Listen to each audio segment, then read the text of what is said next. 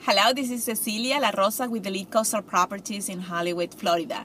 And the buyer asked about the offer submission process. How much should I offer for the property that I liked? How much is customary the deposit that I have to make?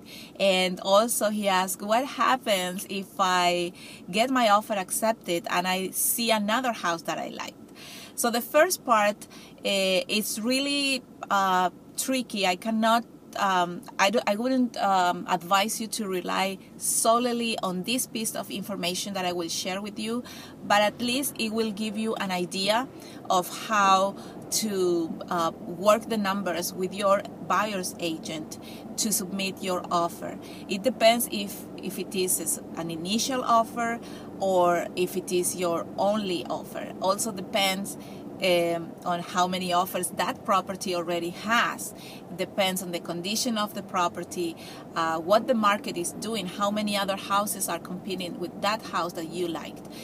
You as a buyer have to understand that listing agents, we work really hard and we see the way to price that property very attractive and very aggressive, so we can create showings, activities, and provoke the buyer to submit an offer.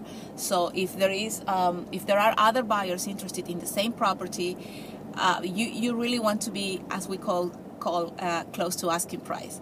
But the piece of information that I wanted to share with you is that the seller's agent and the buyer's agent have access to the MLS. We call it MLS, is the multiple listing service. It's a system that we use to get information about a specific market, and the specific the special ratio that I wanted to mention to you as a buyer is the list price versus sales price ratio is what a seller is expecting. Let's say a specific area is selling properties between 95% of the asking price to 97% of asking price, the average. The seller expects that their offers are going to be no less than 95% of the asking price. So that will give you an idea of how to work the offer. I believe that the offer is not only the price, it's also the terms. The terms are very important. If you are not using a bank, if you're going to pay cash and you can close in 10 days or 15 days, probably that offer is stronger than a financed offer.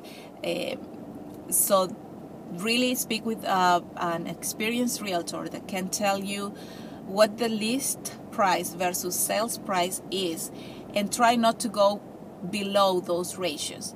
We have seen lots of multiple offers, especially when a property is owned by a bank-owned property.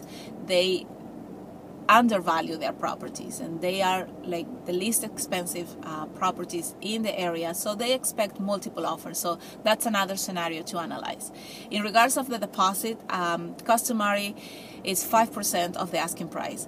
You don't want to present an offer to a seller with a $500 deposit or $1,000 deposit. That's not a strong offer, and it's not going to be probably it's going to be counter offer.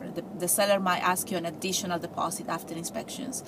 And in regards of what happens if I see another house that I like, the contract is executed and you are under contract, as we say, when the last signature has been written in the contract. So when the contract is executed and all the terms have been agreed upon, you have 45 days to come up with the financing and the contingencies of that contract. I always say the first page is the most important page, and the other 9 or 10 pages are just consequences, and they detail what is going to happen to the seller or to the buyer if any party defaults the first page or doesn't do what the first page says. So the first page will say who's the seller. It could be a physical person, it could be a company, it could be a corporation. Who's the buyer, how much is the purchase price, how much is the down payment, how much is the financing. And you as a buyer give the seller 3 days, 3 business days, 5 days a week to answer that property. So you are not waiting forever until the seller's answer. And I know that another property can come up and be a better deal for you. So you are always, time is of the essence. You are always restricted to deadlines on the contract. So the seller has 3 days to answer you. If they don't answer, or if they counter offer, then you have another 2 or 3 days to answer, and so forth. So one of the contingencies for you to, we call it a way out of the contract, is the inspections. You have 7 to 10 business days to inspect the property. You are going to be there 2 hours with an inspector, and they will go over the roof, the termite, all the specifics on that property, and you decide if you want to continue, or we negotiate again with the seller depending on the results of the report of the inspection.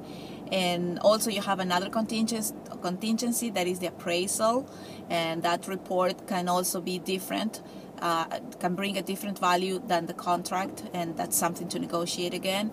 And then of course the financing contingency, if the bank gives you the loan or not. So there are different aspects for the offer submission process. I would advise you to work with an experienced realtor. We learn as an experienced realtor.